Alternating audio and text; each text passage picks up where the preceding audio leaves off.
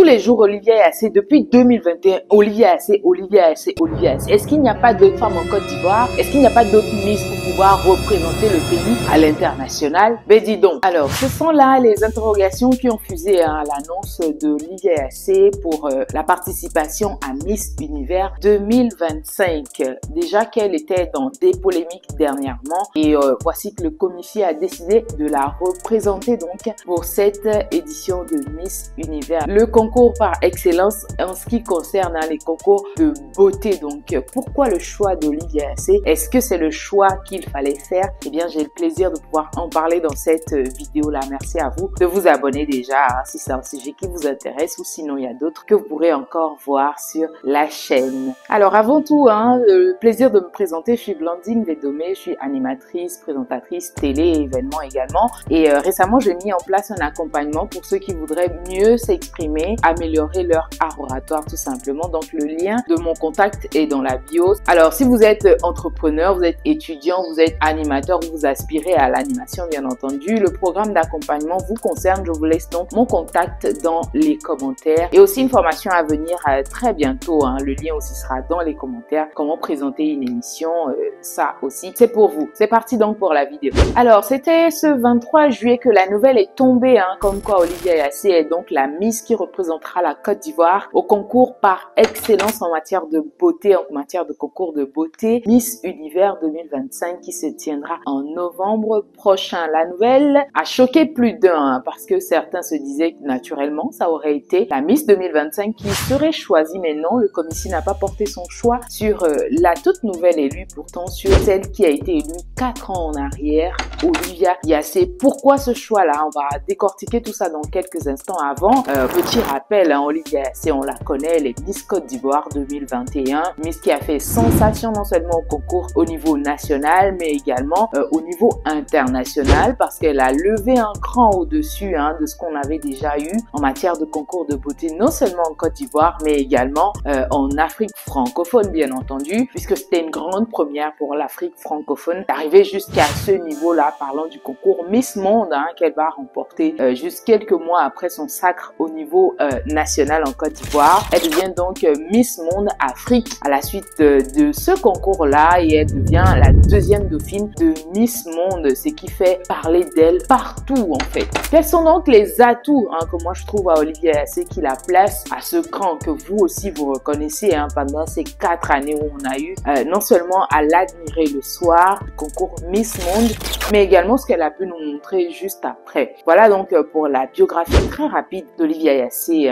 Alors, certains souhaiteraient que j'ajoute à son palmarès qu'elle est la fille du maire de Cocody, Monsieur Assé, mais bon, qui a fait polémique lors de son sacre au niveau national, comme quoi elle aurait été choisie parce qu'elle est la fille du maire. Mais bon, avec toutes ces années passées, je pense qu'on a pu soulever, sinon rejeter cette idée-là, comme quoi Olivia Assé a été placée où elle est à cause du rang de ses parents. Elle a fait ses preuves et ces preuves ont été validées non seulement par les Ivoiriens, mais par l'Afrique tout entière, au Bénin, au Gabon, au Togo, on n'en parle même pas. Bref, même l'Afrique anglophone s'aligne derrière ce que Olivia Assé, celle-là même qui mérite de représenter l'Afrique tout entière à des concours internationaux du genre Miss Monde et Miss Côte d'Ivoire, parce que le charisme, elle a aussi la langue anglaise, mais ça coule de source comme si elle a toujours été anglophone. Donc voilà un peu pour le palmarès d'Olivia Assé. On va revenir à la question du jour. Pourquoi ce choix pour le comité? Moi, je vous dis ce que j'en pense. Alors, d'entrée de jeu, je pense que le comité a joué la carte de la stratégie. Pourquoi la carte de la stratégie? Eh bien, parce que Olivia Assé a de l'expérience en ce qui concerne les concours internationaux. Pour petit rappel, la Miss révèle qu'elle s'entraîne depuis qu'elle a 15 ans pour participer à Miss Monde. Non seulement Miss Côte d'Ivoire, qu'elle a dénommé comme un tremplin, bien entendu, mais surtout, elle visait ces concours internationaux là pour la visibilité que ça donne et surtout pour le privilège qu'il y a à avoir en étant Miss Monde, en étant Miss Univers, tout ce que vous voulez comme concours international. Donc, elle a de l'expérience, non seulement en préparation, mais aussi la culture de ce genre de concours. Elle a et elle décide de pouvoir mettre cela à bon escient. Alors, donc, pour l'expérience, voici ce qu'il en est. Mais expérience palpable, notable aussi parce qu'elle a déjà participé à Miss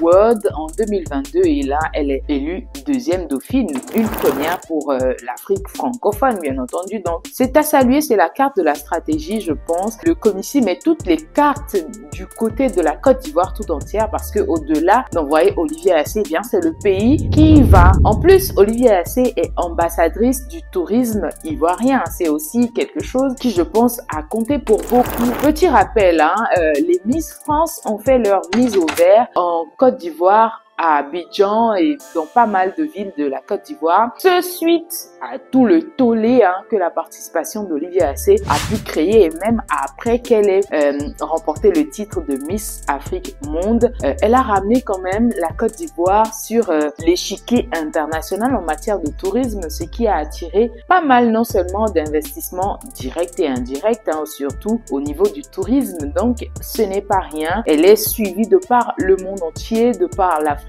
anglophone, francophone, bref, le monde entier de façon générale. Donc, je pense que c'est ce qui valide quand même la stratégie du Comici. Un autre point qui peut motiver le choix d'Olivier Assé pour Miss Univers 2025, c'est la langue. Parce que vous savez comme moi que c'est un critère qui disqualifie mais beaucoup de pays francophones à ces concours internationaux. C'est le niveau d'anglais qui n'est pas souvent celui qui, qui rivalise au mieux avec les autres candidats qui sont, elles, nées anglophones. Donc, Olivier Assé, elle fait ses études en Amérique, elle parle très bien anglais, même si n'étant pas native des États-Unis, on l'a vu encore, qu'elle a le niveau pour pouvoir rivaliser avec les autres. On ne se rend même pas compte de ce qu'elle est de l'Afrique francophone. Donc, c'est une carte qui joue pour beaucoup dans le choix, en tout cas du Comici et de tout le comité, pour le choix d'Olivier Assé à Miss Univers 2025.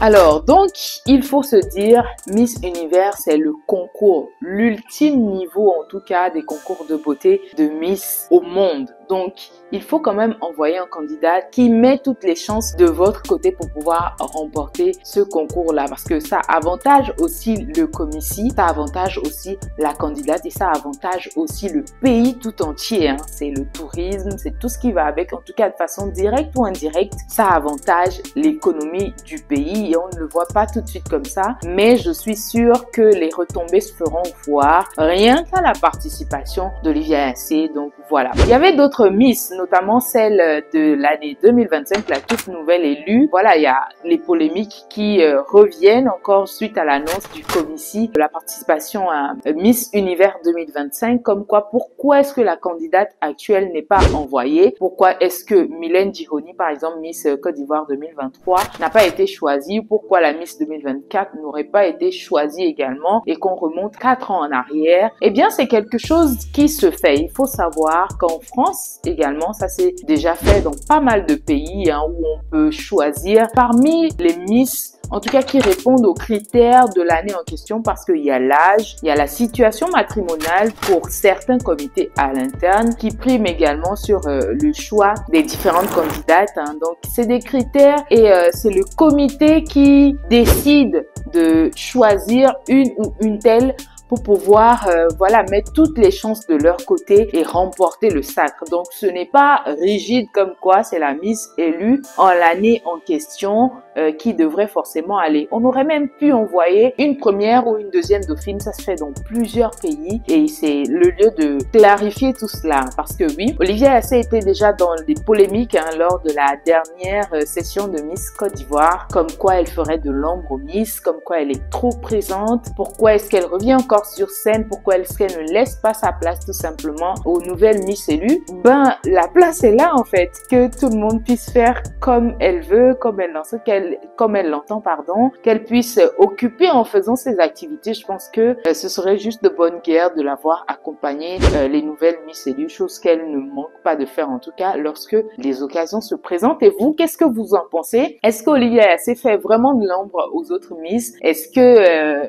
elle ne laisse pas la place comme certains disent? Merci de me le dire dans les commentaires. Je serais ravie de pouvoir partager et surtout continuer la discussion avec vous dans les commentaires. Alors à côté de ça aussi, il faut dire que ça aurait été un autre travail à faire pour le comité de Miss en Côte d'Ivoire, le Comici, parce que si on choisit une nouvelle Miss, il faut commencer par refaire son branding non seulement au niveau national pour qu'elle puisse être connue davantage des siens et encore au niveau international, ce qui n'est pas chose facile à faire d'ici à novembre et rien ne prouve que ça pourrait vraiment prendre, alors que Olivia Yassé, comme je le dis, elle a été déjà placée sur l'échiquier international aujourd'hui. Il y a des anglophones qui ne connaissent pas forcément la Côte d'Ivoire, mais quand vous leur dites Olivia Yassé, ils vous disent ah ok oui, Miss Monde Afrique 2021, elle a fait sensation lors du concours Miss Monde et comme j'ai dit, elle a rallié même l'Afrique anglophone à celle de l'Afrique francophone, comme quoi maintenant il y a du poids en fait. Et je pense que ce laps de temps également donne du temps aux Miss qui sont là de se préparer à ce genre de concours international, parce que la plupart se surprennent souvent à participer à ce genre de concours international et lorsqu'elles y vont, qu'elles découvrent, alors qu'il faut se préparer en avant et aller jouer sa carte quand on y va. Donc ce laps de temps là, pour moi, je pense qu'on peut le mettre à profit de façon personnelle, même pour les Miss, élever votre niveau d'anglais, élever votre, vous mettre au niveau international des concours internationaux, parce que les concours à l'interne ne font pas toujours le poids au niveau international. Donc c'est un laps de temps qu'on peut mettre à profit, et même pour le Comici et même pour les différents comités internes, pour pouvoir former les Miss à se préparer à ce genre de concours international et mettre toutes les chances de leur côté pour les remporter. En tout cas, je parle de l'Afrique francophone où il faut vraiment encore élever le niveau. Alors, puisque le choix est déjà fait, déjà j'ai envie de parler de cette photo d'annonce de ce que Olivia Yassé est celle qui représente la Côte d'Ivoire. Eh bien, je ne sais pas pour vous, mais je l'ai trouvée très belle.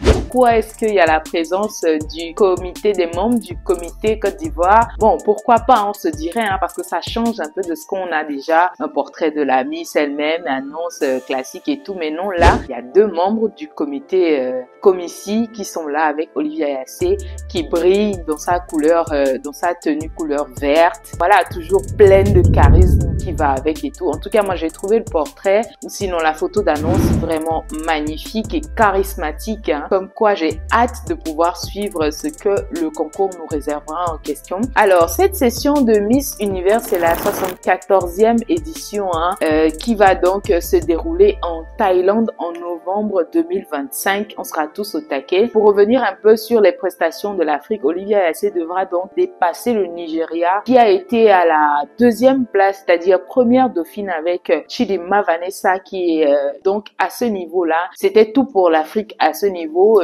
L'année d'avant, il n'y avait pas de Miss dans le top 3, mais plutôt dans le top 30 en 2023. C'était l'Afrique du Sud qui était donc dans le top 16 et c'était tout. Il n'y avait pas de Miss dans le top 3. Donc cette année, Olivia Yassé devra faire mieux que le Nigeria. Chidimma Vanessa qui a été donc élue première dauphine pour Miss Univers 2024. Est-ce que vous pensez qu'Olivia Yassé a toutes les chances de pouvoir remporter, parce que oui, il faut viser la lune et vous tomberez au moins dans les étoiles, au pire, est-ce qu'elle peut remporter le concours en question?